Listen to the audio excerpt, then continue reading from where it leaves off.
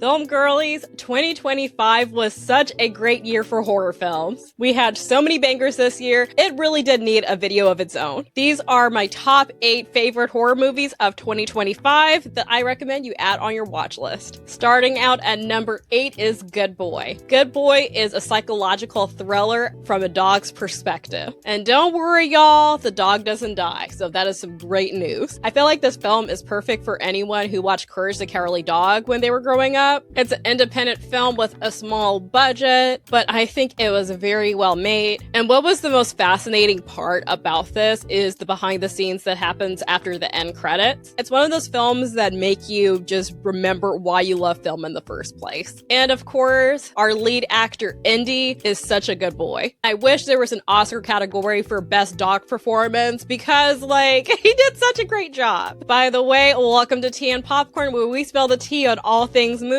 I'm your host, Megan, and welcome to this cozy virtual tea party and movie club for the film girlies. Number 7, Frankenstein. Frankenstein is Guillermo del Toro's take on Mary Shelley's Frankenstein, and I thought this was a fantastic take on the story. The cinematography is absolutely gorgeous. I'm so happy that I was able to see it on the big screen, but honestly, as an at-home watch, it's not bad either, but I'm telling you, it really does hit different. The hair and makeup is fantastic, and of course the performances. I mentioned this in my Golden Globes video, but I really enjoyed Oscar Isaac's and Jacob Elordi's performances. Overall, stunning film. Guillermo del Toro does not miss, and he needs to adapt more classic stories. I just absolutely adore his style of filmmaking. So if you are a fan of his work, I highly recommend it. Number 6, The Ugly Stepsister. In my video essay on the horrors of perfectionism, a couple of you film girlies talked about The Ugly Stepsister and how that also fits into that theme. Funny enough, my guest Mia referenced it in our podcast episode of The Substance. So with all that being said, I just had to watch this movie, and oh my gosh, this is the craziest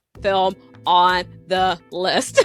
For those uninitiated, The Ugly Stepsister is a twisted spin on Cinderella, but told from the ugly stepsister's perspective. And don't let the story fool you.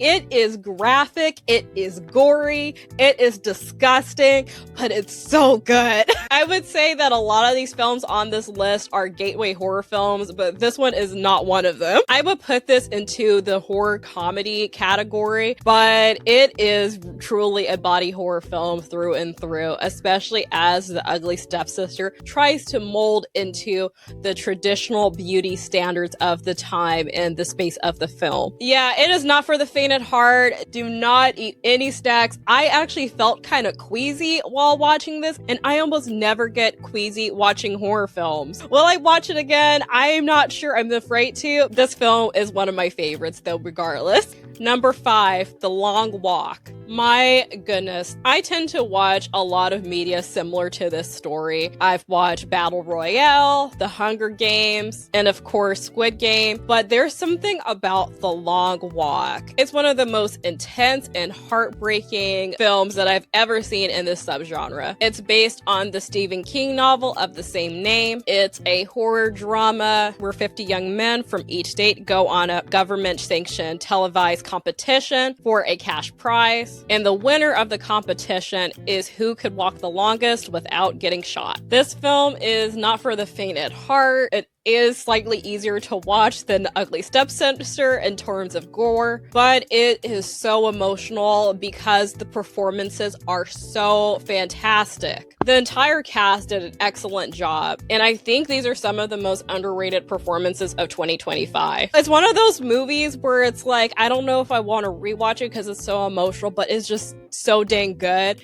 I actually... Oh my gosh, why am I getting teary-eyed just thinking about it? Well, I just finished watching this movie actually right before I recorded this, so I'm just like, oh my gosh. So yes, this is my number 5. Okay, on to the next movie. You know what? Stephen King is having a moment when it comes to adaptations of his work in 2025. It's actually pretty insane. Another adaptation that came out this year is The Monkey. Now, I personally didn't really care for it the first time I watched it, and even though it's an adaptation of one of his works, I think another film did the whole random freak deaths thing a little bit better, which brings me to my number 4, which is Final Destination Bloodlines. I freaking love this movie.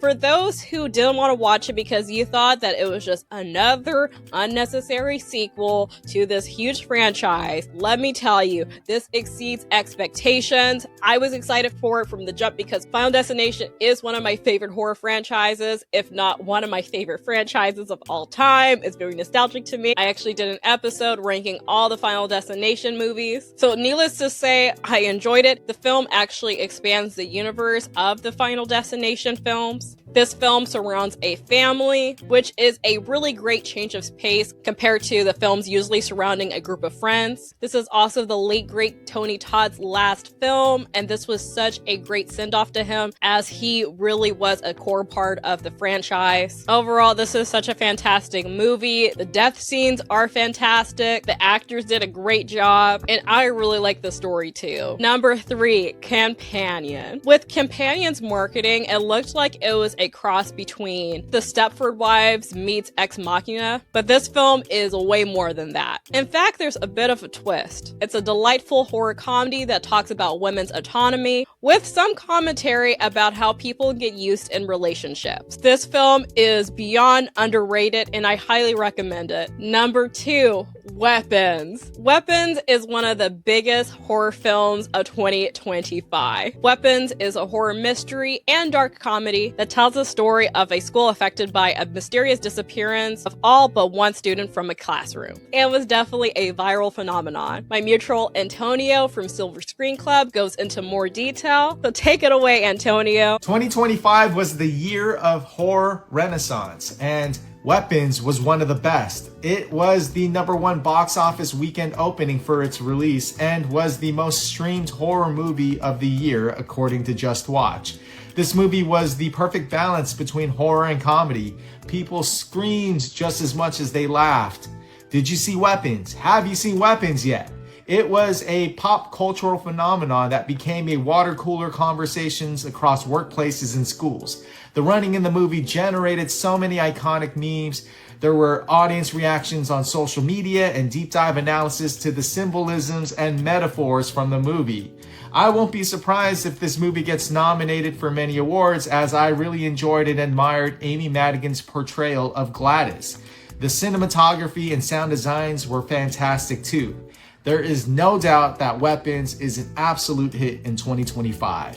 Now, I was pleasantly surprised by Weapons, and this film by far was my favorite theater experience of 2025. It was literally crying laughing at the climax of this film. Amy Madigan as Gladys is fantastic. Weapons is worth the hype, y'all. I love it. Weapons is definitely a fun movie. It is definitely really silly. If you liked Barbarian, I recommend this film. And actually, I like this film better than Barbarian myself. And before I go into my top pick, here are some honorable mentions from a couple of my other mutuals. 28 Years Later wasn't bad. You just don't understand the ending. Of all the films that came out this year, 28 Years Later was one of those films that had a beautiful story. A story that explored life, death, life after death, but then gave every audience member whiplash, one of the craziest tonal shifts I've ever seen in a film in just the last 10 minutes. But what makes this film special in the franchise wasn't the crazy ending or some of the very graphic nudity in the film, but the themes it chooses to expound upon. Each film so far has shown us that while the rage virus and the subsequent infected are the ultimate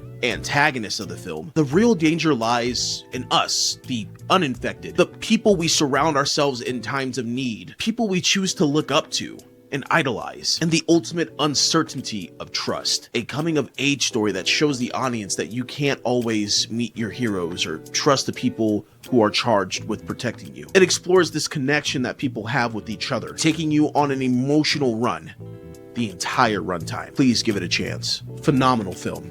4 out of 5 stars.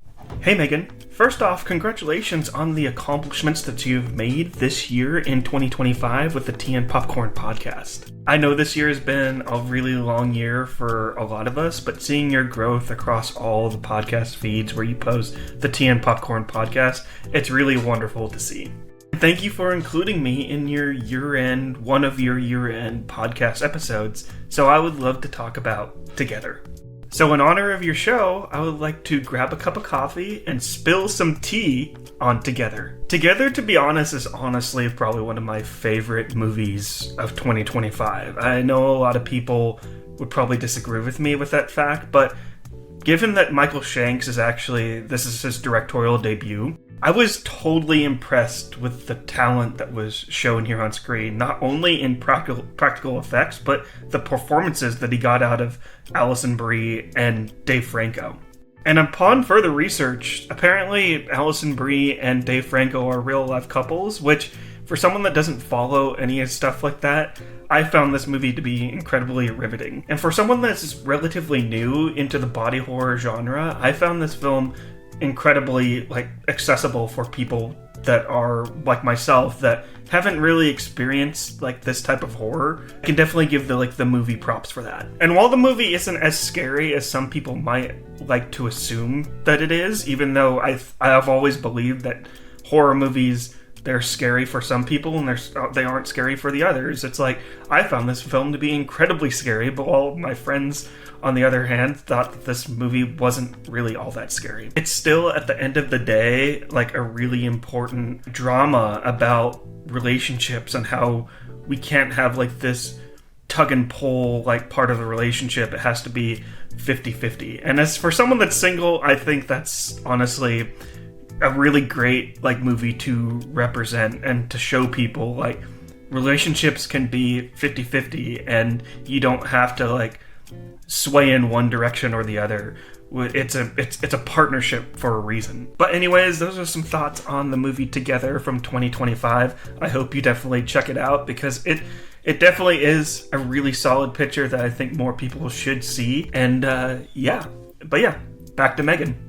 All right, number one, my favorite horror film of 2025 is hands down Sinners. Sinners is really that movie. I have been obsessed with it ever since it came out in April. Sinners takes place in Clarksdale, Mississippi in the 1930s in the thick of the Jim Crow era. Smoke and Stack are twins who moved back from Chicago to build a juke joint to give back to their community. However, their grand opening takes an unexpected turn when vampires arrive at their doorstep. This is not your typical vampire movie. The film explores themes of capitalism, cultural appropriation, creativity, music history, religion and spirituality, and what it means to chase the American dream. And does attaining that American dream cause you to sell your soul? This film gets compared to From Dusk Till Dawn a lot, but as a fan of the film From Dusk Till Dawn, these are really apples and oranges. The only similarities between these two films are that they were vampires, it takes place in mostly one night, and that there's brothers. Other than that, completely different tones and completely different stories. The cinematography is absolutely stunning and the score goes crazy. And of course, amazing performances by the entire cast. I talk a little bit more about the performances in my Golden Globes episode, but the thing that I love most about this film is that it's so rewatchable because you discover something new every time you watch it. There's just so many layers and it's just so fun to dissect. I highly recommend it if you're really interested in history like I am, and if you just like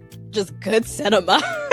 Ryan Coogler really did his thing with this one. It's worth the hype, y'all. But what are some of your favorite horror films of 2025? I'm a horror girly, so I love to hear recommendations because I know I didn't cover all of them. I would really love hearing what you film girlies have to say, and stay tuned for my next video on my favorite films of 2025. So give this video a like if you like the vibes, and subscribe and hit the bell icon so you don't miss out on that video. If you want to check out more horror-related content, I have my Final Destination ranking video and my Horrors of Perfection video essay. Thank you so much for watching and listening, and I will see you in the next party. Bye-bye!